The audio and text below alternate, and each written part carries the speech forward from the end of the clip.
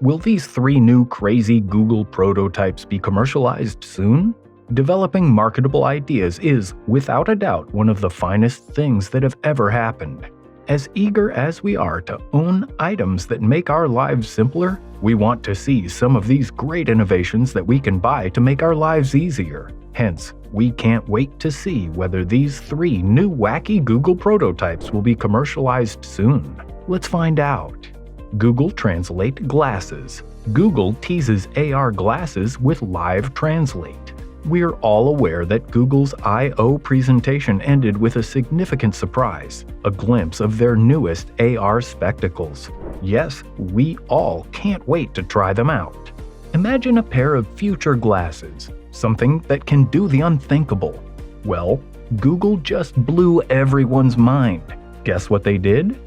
They created a tool that enables you to instantly view language translations in front of your eyes, which seems to be a really beneficial use for AR glasses. This was the primary use of the brand new AR glasses that Google displayed. While much of Silicon Valley is working to make AR glasses a reality, no killer AR software has yet been suggested that would enable you to overlook the wide variety of privacy issues that the technology is prone to. A live translation of spoken words would surely be a game changer. They were advertised in a film that didn't show the display or how you would use them, and the company gave no indication of when they may be available.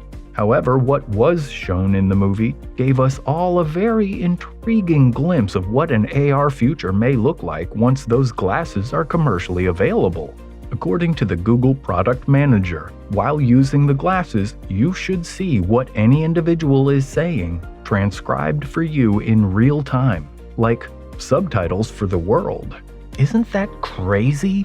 The glasses are serious future tech and can help bridge communication gaps worldwide if released. All you need to do is put on the glasses, and with the speaker in front of you, the translated language displays real-time in your line of sight. How cool is that? We don't know how well things will perform in practice until they become a product we can try, and it's unclear whether this is Google's Project Iris product, which was reported on in January, or something else. However, if Google's vision outlined at I/O comes to fruition, it will be extremely valuable. Before showing the video during the I/O speech, Google CEO Sundar Pichai provided insight into how the business views augmented reality. According to what he mentioned, the business believes that AR may exist in numerous locations other than a smartphone. Moving on, there is a new computer frontier that has the potential to expand all of this even further: augmented reality. Google has made significant investments in this field. They've integrated augmented reality into various Google products, including Google Lens, multi-search, scene exploration, and live and immersive views in maps. These AR capabilities are currently helpful on phones, and the magic will come alive when they can be used in the real world without being hindered by technology. That possibility excites everyone the most about AR. The capacity to focus on what matters in the real world, in our actual lives, because the world is quite incredible. If you think the glasses are cool, check out Google's AR headset. Now that's definitely going to blow you out of your seats. Google AR Project Iris. First details leak on Project Iris, Google's next AR headset, Ars Technica. According to 2 sources who know about the project, who asked anonymity to talk without the company's permission, Google has lately begun ramping up development on an AR headgear, internally called Project Iris, that it intends to release in 2024. Google's gadget, like upcoming headsets from Meta and Apple, employs outward-facing cameras to integrate computer visuals with a video stream of the actual world, resulting in a more realistic, mixed reality experience than existing AR glasses from Snap and Magic Leap. Early versions created in a facility in the San Francisco Bay Area resemble a pair of ski goggles and don't need to be tied to any outside power source. Google's headgear is still in early development and lacks a clear go-to-market plan, implying that the 2024 target year may be more aspirational than set in stone. The gear, like the newest Google Pixel smartphone, is powered by a special Google CPU and runs on Android. However, recent job advertisements hint that a distinct operating system is in the works. Given the power limits, Google's solution is to remotely create certain visuals and beam them into the headset over an internet connection. There are also reports that the Pixel team is engaged in some of the hardware, but it's unclear if the headset will eventually be Pixel branded. Because of the early backlash, remember Glass Hole? And the fact that it technically still exists as an enterprise product, the term Google Glass is almost off the menu. Project Iris signals Google's return to a hardware market with a long and tumultuous history.